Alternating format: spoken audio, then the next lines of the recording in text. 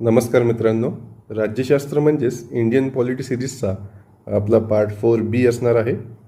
या व्हिडिओच्या माध्यमातून आपण घटनेची महत्त्वाची वैशिष्ट्ये म्हणजेच फ्युचर्स ऑफ इंडियन कॉन्स्टिट्यूशन बघणार आहोत. AMO म्हणजेच मेडिकल ऑफिसर जे आहेत, आयुर्वेदिक मेडिकल ऑफिसरची जी एक्झाम आहे त्यासाठी जो GK पोर्शन आहे त्यासाठी आपण सेपरेट प्लेलिस्ट तयार केली आहे आणि त्यामध्ये जे महत्त्वाचे राज्यशास्त्राचे टॉपिक आहेत आपल्या एक्झामच्या दृष्टिकोनातून ते आपण त्यामध्ये अपलोड केले आहेत. आणि राज्यशास्त्राची सिरीज संपल्यानंतर आपण त्यामध्ये इतर सब्जेक्टचेसुद्धा व्हिडिओज अपलोड करणार आहोत. तर ती प्लेलिस्ट तुम्ही रेग्युलरली बघत चला. सोबतच येणारी राज्यसेवा आणि कंबाईनसाठी तुमची रिव्हिजन सिरीजमधून ही काम करणार आहे, त्यामुळे हा व्हिडिओ तुमच्यासाठी पण महत्त्वाचा असणार आहे. तर घटनेचं सर्वात पहिलं महत्त्वाचं वैशिष्ट्य म्हणजे सर्वात मोठी लिखित घटना ही भारताची सर्वात मोठी लिखित घटना आहे, म्हणजेच लेंग्दिएस्ट रिटन कॉन्स्टिट्यूशन आहे. 1949 मध्ये ज्यावेळेस आपण घटना स्वीकारली होती त्यामध्ये घटनेमध्ये एक प्रस्तावना होती, 22 भाग होते, 395 कलमे होते आणि 8 अनुसूच्या होत्या. आपण याबद्दल आधीच्या व्हिडिओजमध्ये माहिती बघितली आहे. आणि आज म्हणजेच 2024मध्ये 25 भाग झालेले आहेत, त्यामध्ये 468 कलमे आणि 12 अनुसूची झाले आहेत. त्यामुळे ही जगातील सर्वात मोठी लिखित घटना आहे असे म्हटले जातं. त्यानंतर दुसऱ्या वैशिष्ट्यामध्ये विविध स्रोतांचा वापर घटना निर्मितीमध्ये करण्यात आला आहे. घटना निर्मिती करत असताना जे घटना निर्माते होते त्यांनी विविध देशातील जी घटना होती आधी अस्तित्वात त्यातील विविध स्रोतांचा वापर करून आपली घटना निर्माण केली आहे. घटनेचा जो मूलभूत भाग आहे तो जास्तीत जास्त म्हणजेच 75% जो भाग आहे घटनेचा तो 1935च्या कायद्यामधून घेण्यात आला आहे. त्यानंतर वैचारिक म्हणजेच फिलॉसॉफिकल जो पार्ट आहे तो अमेरिका आणि आयर्लंडकडून घेण्यात आला आहे आणि पॉलिटिकल म्हणजेच जो राजकीय पार्ट आहे तो आपण ब्रिटनकडून घेतला आहे.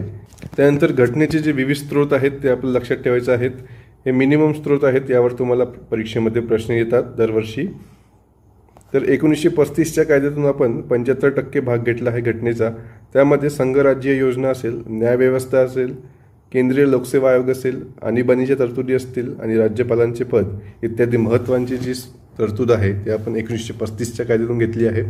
त्यानंतर ब्रिटनची जी राज्यघटना आहे त्यातून आपण संसदीय शासन व्यवस्था असेल, कॅबिनेट व्यवस्था असेल, द्विगृही राज्यमंडळ असेल म्हणजे संसद असेल, त्यामध्ये first past the post system हे PM च्या संदर्भात आहे. त्यानंतर कायदा करण्याची पद्धत असेल, कायद्याची राज्य असेल, एकेरी नागरिकत्व असेल, संसदीय विशेषाधिकार असेल आणि प्राधिलेख इत्यादींची जी आपण तरतूद आहे ती ब्रिटनच्या राज्यघटनेतून घेतलेली आहेत.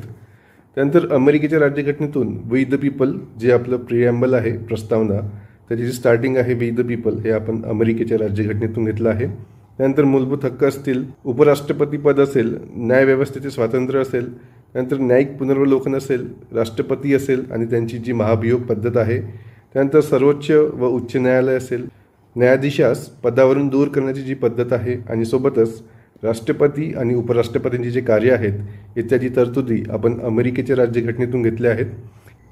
त्यानंतर कॅनडाच्या राज्यघटनेमधून आपण प्रभावी केंद्र असलेले संघराज्य, शेषाधिकार केंद्राकडे आणि राज्यपाला पदाची जी नेमणूक आहे म्हणजेच राज्यपाल हा केंद्राचा एजंट असतो ती नेमणूक, त्यानंतर सर्वोच्च न्यायालयाचे सल्लागार अधिक्षेत्र, त्यानंतर आयरिश राज्यघटनेकडून DPSP म्हणजेच राज्य धोरणाची मार्गदर्शक तत्त्वे असतील, राष्ट्रपतींची निवडणूक पद्धत असेल आणि जी राज्यसभेत आपण 12 जे नॉमिनेटेड मेंबर्स करतात राष्ट्रपती त्याबद्दलची जी तरतूद असेल ती आपण आयरिश राज्यघटनेकडून घेतली आहे. त्यानंतर ऑस्ट्रेलियाच्या घटनेकडून आपण समवर्ती सूची म्हणजेच कन्करंट लिस्ट असेल, संसदेची संयुक्त बैठक असेल, व्यापार व वाणिज्याचे स्वातंत्र्य असेल, रशियाकडून आपण प्रिॲम्बलमध्ये सामाजिक, आर्थिक व राजकीय या 3 शब्दांचा आपण इन्क्लूड केला आहे. आणि सोबतच जी फंडामेंटल ड्युटीज आहेत, मूलभूत कर्तव्य, याचा पण आपण रशियाच्या राज्यघटनेकडून याची तरतूद घेतली आहे. त्यानंतर कायद्याची प्रस्थापित पद्धत आपण हे जपानच्या राज्यघटनेकडून घेतली आहे. फ्रान्सच्या राज्यघटनेकडून गणराज्य, स्वातंत्र्य, समता व बंधुता इत्यादी तरतूद घेण्यात आली आहे. दक्षिण आफ्रिकेच्या राज्यघटनेकडून घटना दुरुस्ती पद्धत, राज्यसभेच्या सदस्यांची निवडणूक याबद्दलची तरतूद घेण्यात आली आहे. आणि जर्मनीच्या राज्यघटनेकडून आणीबाणीमध्ये जी मूलभूत हक्क म्हणजेच फंडामेंटल राईट्स जे स्थगित होतात त्याबद्दलची तरतूद आपण जर्मनीच्या राज्यघटनेकडून घेतली आहे. त्यानंतर घटनेचे तिसरे वैशिष्ट्य म्हणजे संसदीय शासन व्यवस्था, त्यालाच आपण पार्लमेंटरी फॉर्म ऑफ गव्हर्नमेंट असं म्हणतो. आपल्या भारतामध्ये ब्रिटनप्रमाणे शासन व्यवस्था स्वीकारली आहे. त्यामध्ये मंत्रिमंडळ लोकसभेला जबाबदार असतो. कनिष्ठ सभागृहाचे विसर्जन म्हणजेच लोकसभेचे विसर्जन दर 5 वर्षांनी केले जाते. त्यानंतर दुहेरी सदस्यत्व असतात.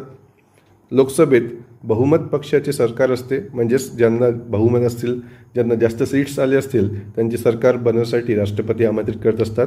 त्यानंतर राष्ट्रपती हे नामधारी प्रमुख असतात आणि पंतप्रधान हे वास्तव प्रमुख असतात.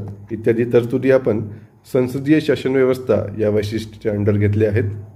चौथं महत्त्वाचं वैशिष्ट्य म्हणजे फेडरल सिस्टीम, संघराज्य शासन व्यवस्था.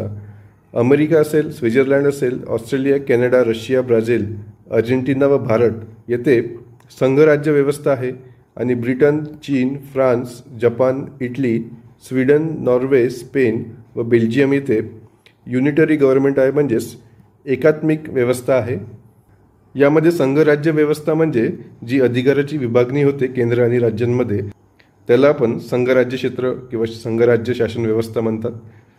तर संघराज्यात्मक वैशिष्ट्ये कोणते? त्यामध्ये दुहेरी शासन पद्धती असेल केंद्र आणि राज्य पातळीवर, त्यानंतर एकच राज्यघटना असेल, लिखित राज्यघटना असेल. केंद्र आणि राज्यांमध्ये जी अधिकारांची विभागणी आहे ते आपण 7व्या अनुसूचीनुसार केली आहे. त्यामध्ये संघ सूची असेल, राज्य सूची असेल आणि समवर्ती सूची असेल. त्यानंतर घटनेची सर्वोच्चता, टाठळ घटना म्हणजेच जी रिजिड आहे घटना आपली. त्यानंतर स्वतंत्र न्यायव्यवस्था असेल आणि द्विगुई संसद असेल. एकात्मक म्हणजेच युनिटरी वैशिष्ट्ये काय आहेत? प्रभावी केंद्र असेल, एकच राज्यघटना असेल.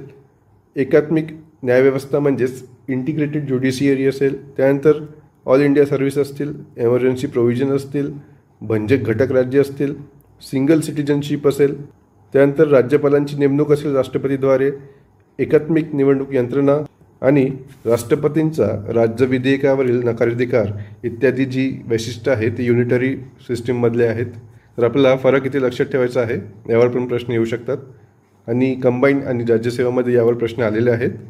त्यानंतर 5वं वैशिष्ट्य म्हणजे blend of rigidity and flexibility, म्हणजेच टाठरता आणि लवचिकता यांचे एकत्रीकरण आहे. अमेरिका, स्वित्झर्लंड व ऑस्ट्रेलिया या देशांची जी घटना आहे ती घटना दुरुस्ती करण्यासाठी म्हणजेच त्यामध्ये अमेंडमेंट करण्यासाठी जी पद्धत आहे ती अवघड आहे, म्हणजेच ती रिजिड आहे. आणि जी ब्रिटनची घटना आहे त्यामध्ये अमेंडमेंट करण्यासाठी, घटना दुरुस्ती करण्यासाठी जी पद्धत आहे ती खूप साधी आणि सोपी आहे. रिजिडिटी आणि फ्लेक्सिबिलिटी यामध्ये बॅलन्स करून एक उत्तम अशी घटना दुरुस्तीची पद्धत भारतीय संविधान सभेने स्वीकारली आहे. त्यामध्ये कलम 368 अंतर्गत विशेष बहुमताने तर काही घटना दुरुस्त्या ह्या साध्या बहुमताने करता येतात. म्हणजेच बेसिक स्ट्रक्चर डॉक्टरिंग जे आहे घटनेचं, जे बेसिक मूलभूत घटक आहे ते घटना दुरुस्तीने आपण बदलू शकत नाही. परंतु काही तरतुदी आहेत ते आपण विशेष बहुमताने किंवा साध्या बहुमताने त्यामध्ये आपण अमेंडमेंट किंवा घटना दुरुस्ती करू शकतो. त्यानंतर 6वं आहे संसदीय सार्वभौमत्व व न्यायिक सर्वोच्च यांचे संतुलन, म्हणजेच पार्लमेंटरी सॉव्हर्निटी आणि ज्युडिशियल सुप्रिमसी हे आपलं 6वं वैशिष्ट्य असणार आहे. त्यामध्ये संसदेचे आणि न्यायव्यवस्थेचे योग्य बॅलन्स म्हणजेच योग्य संतुलन निर्माण करण्याचा प्रयत्न इथे केलेला आहे. ब्रिटनच्या घटनेमध्ये संसदीय सार्वभौमत्व आहे आणि अमेरिकेच्या राज्यघटनेमध्ये न्यायिक सर्वोच्चतेचे तत्व याची तरतूद आहे. परंतु भारतामध्ये या दोन्हींचं संतुलन निर्माण करण्याचा प्रयत्न करण्यात आला आहे. म्हणजेच इथे संसदेला कायदा किंवा घटना दुरुस्ती करण्याचा अधिकार दिला आहे. परंतु जे संसदेने कायदे केले आहेत, जी घटना दुरुस्ती केली आहे ती कुठेतरी संविधानाचं उल्लंघन करत असेल तर ते बाद करण्याचा जो अधिकार आहे तो संविधानाने न्यायालयांना दिला आहे. त्यानंतर स्वतंत्र व एकात्मिक न्यायव्यवस्था, इंडिपेंडंट अँड इंटिग्रेटेड ज्युडिशियरी, यामध्ये केंद्र व राज्य या दोन्ही प्रकारचे कायदे अंमलात आणले जातात. म्हणजेच संपूर्ण देशासाठी सुप्रीम कोर्टची तरतूद आहे आणि जी रिजनल स्टेट्स आहेत त्यांच्यासाठी हायकोर्टची तरतूद आहे. परंतु जो पण जी न्यायनिवाडा आहे, जो पण जी डिसिजन्स आहेत सुप्रीम कोर्टने दिलेल्या ते संपूर्ण देशामध्ये लागू होतात. त्यामुळे इंडिपेंडंट अँड इंटिग्रेटेड ज्युडिशियरी आपल्या घटनेचे एक वैशिष्ट्य आहे. 8वं वैशिष्ट्य म्हणजे एमर्जन्सी प्रोव्हिजन्स आहेत. त्यामध्ये 352 असतील नॅशनल एमर्जन्सी, 356 असेल स्टेट एमर्जन्सी प्रेसिडेंट रूल आणि 360 म्हणजे यामध्ये फायनान्शियल एमर्जन्सी इत्यादी महत्त्वाच्या एमर्जन्सीचं प्रोव्हिजन दिलेलं आहे. नंतर फंडामेंटल राईट्स असतील, DPSP असतील, फंडामेंटल ड्युटीज असतील, त्या आपण 42व्या घटना दुरुस्ती म्हणजेच 42nd कॉन्स्टिट्यूशनल अमेंडमेंट ॲक्टने 1976 मध्ये संविधानामध्ये आपण इन्क्लूड केले आहेत. आणि त्याची शिफारस स्वर्णसिंग समितीने केली होती, हे आपलं लक्षात ठेवायचं इथे. त्यानंतर सिंगल सिटिझनशिप आहे. बघा, USA मध्ये दुहेरी नागरिकत्व आहे. एकतर तो नागरिक त्या देशाचा पण नागरिक आहे, सोबतच त्या USA मध्ये असलेले जे राज्य आहेत त्या राज्याचा पण तो नागरिक आहे. अशा प्रकारे तिथे ड्युअल सिटिझनशिप आहे. परंतु भारतामध्ये ब्रिटनप्रमाणे एक सिंगल सिटिझनशिप ही तरतूद वापरण्यात आली आहे. 13वं वैशिष्ट्य म्हणजे युनिव्हर्सल ॲडल्ट फ्रँचायझी म्हणजेच सार्वत्रिक प्रौढ मतदान पद्धत. यामध्ये एक व्यक्ती एक मत या तत्वावर हे तरतूद काम करते. यामध्ये सर्व 18+ ॲडल्टला वोट देण्याचा इथे अधिकार देण्यात आला आहे. त्यानंतर 14वं वैशिष्ट्य म्हणजे भारत एक धर्मनिरपेक्ष राज्य आहे. यामध्ये कुठलाही एक धर्म किंवा एक पंथ यामध्ये श्रेष्ठ नाही. त्यामुळे आपण सेक्युलर स्टेट म्हणून भारताला संबोधू शकतो. इंडियन पॉलिटीच्या पार्ट 5 मध्ये आपण प्रस्तावना म्हणजेच प्रिॲम्बलबद्दल काही महत्त्वाची माहिती बघणार आहोत, जे की तुम्हाला येणाऱ्या एक्झाममध्ये महत्त्वाचे असू शकतात. इतर माहितीसाठी तुम्ही ब्रेनसीड MPSCचं टेलिग्राम चॅनल जॉईन करू शकता. याची जी लिंक आहे ती डिस्क्रिप्शन बॉक्समध्ये मी टाकलेली आहे.